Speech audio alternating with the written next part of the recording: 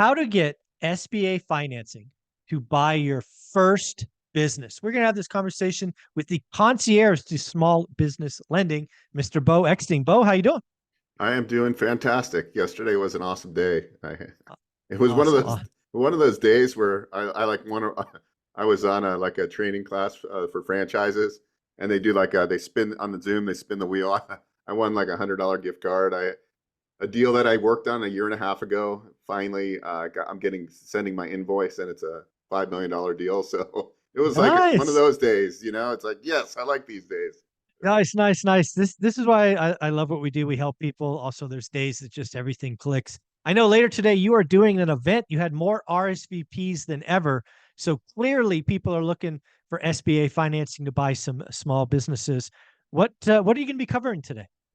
Well, the topic is how to get SBA financing to buy your first business. And for whatever reason, I usually do events and might get a couple hundred people to RSVP, but I have over 1,000. That doesn't usually happen. So I can tell that this is the trending topic that most people really want to know about. So it's a great topic for the show today. And so, look, Alex Hermosi, I was just watching him this morning as I was shaving my bald head. And for whatever reason, when I'm shaving my head, I watch Alex Hermosi. But he was talking about the difference between real estate and business ownership. Oh, I And I saw love that one. both of them. And, Yeah. and he talked about how to create massive enterprise value, massive equity in businesses. So I think it's definitely should be part of your food group if you're still on the up and coming, meaning that you're not already at your financial freedom number. You should really be thinking about the combination of stacking real estate with businesses. So why SBA? SBA is the ultimate financing product for business people. Okay. SBA can finance 90% on a business acquisition. You can get the seller to carry back on seller on full standby 7.5%. So on $1 million deal, you can literally close with $25,000 out of pocket. That $25,000 could come from an investor partner that owns less than 20%. That partner doesn't have to be a guarantor. You can get extremely creative. Now, granted, you have to have a good credit, good track record. You should show about 10% post-close liquidity, meaning if you have $1 million loan, you should have about 100 grand left over in reserves, give or take. That's not a hard number. That's just a rule of thumb. So what can you do with SBA financing? You can do business expansion. I had a call from an architect the other day, and he's like, I want to buy a building. I'm sick of paying rent. Okay, well, as long as you occupy 51% of that space, I can do up to 100% financing on business expansion, whether there's commercial real estate involved or not. Okay, so expansion, startup, whether it's a franchise or non-franchise startup, we can finance those up to 90% of total cost. Not all, if it's a non-franchise, typically you're not going to get 90%, you're going to get 70 to 85-ish loan to cost. And when we talk about total project cost, we're talking about everything, working capital, employee salary, all built into your projections. Franchise startups, you're going to get 80 to 90% of total project cost financed. So it's an amazing time to be buying a business, and you can be extremely, extremely creative on how you do it. So like what would somebody out there is sitting in their cubicle right now watching this, or they will when this airs, and they're saying, look, I hate my job. I'm not happy. I'm not passionate. I'm not doing what I really want to do.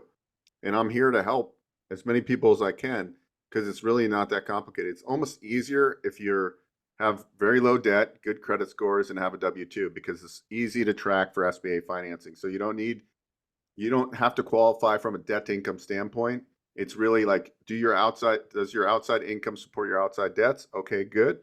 Are you buying a business that is like something that you don't need experience in, like restaurants? Sometimes they want to see restaurant experience, but most industries you can use your resume and we can fluff it up a little bit and you're going to be okay there on a business acquisition.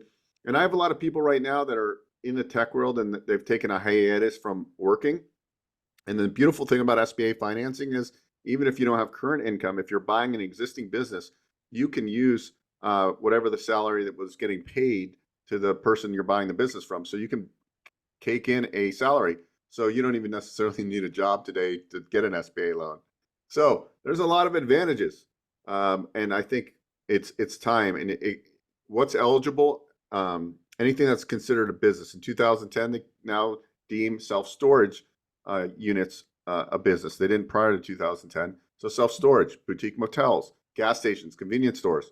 um, pretty much you name it. Campgrounds. I'm financing a lot of campgrounds. A lot of like Airbnb people they're doing these build outs on these glamping places. So you can be extremely creative. RV parks are another major asset class. So really creative stuff. And I just encourage everybody to, look into what type of business you want to start. Know that the financing is available. Yeah, I mean, just in the last 6 weeks or so, you and I've talked about vending machines, golf simulators, drywall patching, pet poop pickup. I mean, there's so many different ways that you can get started. Also, love the idea that W-2 employees look at this. You get an operator runs the business where you're just kind of managing the business. It allows you to use the tax code to your benefit a lot more as a W-2 employee versus real estate's classified as passive unless it's short term. There's just so many benefits. And if we do get into a recession, which I think has already started, but one will certainly come if I'm wrong, the person that's at greatest risk is the person with a job. That's your only source of income, and you haven't taken the time to build this out. You could be in trouble. I'm reminded of kind of the grasshopper and the ant, right? And the best of times to start building reserves is when in the good times, not when all hell breaks loose. So there's so much in this. I hope people tune in and really kind of ask themselves, is this right for me? I have a request actually, and I don't know, I'm just an idea guy, and it was just as you were talking, I want you to help me with this project on Okay. because you did a great job in one right all the time talking about how to build a buy box and Mhm. in some of your coaching programs. Um, let's do the same drill, but for businesses, and we can use. I have a reference book we can Okay. read through, and then take your philosophy and build like the ultimate business buying Ooh, I buy like that. box, and we can Okay. make it. We'll do it as a workshop or something Yeah. inside of your school. How about Okay. that? Like, I I think love that that. would be because I think you know, looking out the outside in, I think you've you were successful because one is you're tenacious.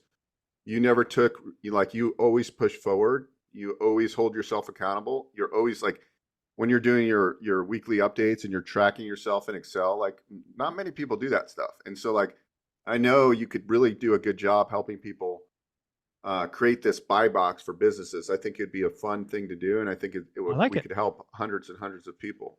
I like it. Send me the reference book. I will order it. And yeah, I think that's a good. I like that idea. I like that idea of bringing this focus and discipline. And the beauty of it is when you get it right. The beauty of a buy box is twofold. One is it tells you what to look at, but the real beauty, the real power is it tells you what not to look at. Too many people out there are looking at things that just don't fit who they are. Stop that. That is a complete waste of time and you're going backwards. So I love this idea of a buy box for small businesses. Yeah, I love it too. I think people in general need a little bit of push in the right direction because some of us just don't have that like that. They're like we're kind of doubt we doubt ourselves and we really and that's why I always say everybody needs some sort of mentor or coach is because we have these limiting beliefs and we have to kind of put them in the back burner and really go forward and I also think that we should all I like the saying eat the frog, you know how they say eat the frog. And so like I was having a conversation with my good friend Eric and I've helped him a lot in his business. He grew a very successful short-term rental business. But he's extremely fit. And I was kind of complaining that like I'm not at the body weight I want to be. And then so he starts giving me his hacks and then I said, you know what? Like I realize when I do the Stairmaster because it's the hardest piece of cardio equipment, I sweat and every other machine I don't. So I decided to eat the frog every day, and I've been doing it for probably 2 weeks now. And I notice a difference in like my mindset. Like Mm. I almost like the struggle now, and I think Mhm. you got to learn how to love the struggle, and because nothing Enjoy the comes work, easy. baby. Yeah, Enjoy the work. and Alex Hermosi does a great job of that because he doesn't sugarcoat. Like he's like, look, when you're in your 20s and 30s, like you should be working 60 and 70 hours a week. I think that's the right attitude to have because you it's very hard not to hit your results if you're that tenacious. If you think like 20 hours a week and like you're putzing around, you're not going to get where you want to go. I mean, is there kind of an anomaly that, just are lucky? Yes. But the majority of people, you have to put in the work. And that's what I've done. Like when I looked Yeah. at this deal I closed, or I'm invoicing for a year and a half ago, it's like I have to go and back and celebrate the win. Yes. And the win too was it was a YouTube. Somebody found me on YouTube, right? And so like I've following in your footsteps of putting out great content, which leads people to my ecosystem. And then I was able to help somebody that's going to grow a very successful franchise business. And he's Nice. buying the building essentially, and building a gym. So that's super rewarding, but it wouldn't have happened if I didn't decide to put my head down and do 1,600 videos. So I like it. Bo, you're amazing. Where can people go if they want to reach out to you and say, hey, how can you help me? onerentalmeeting.com. Folks, he created a website just for us, onerentalmeeting.com. Bo, you're amazing. Thank you.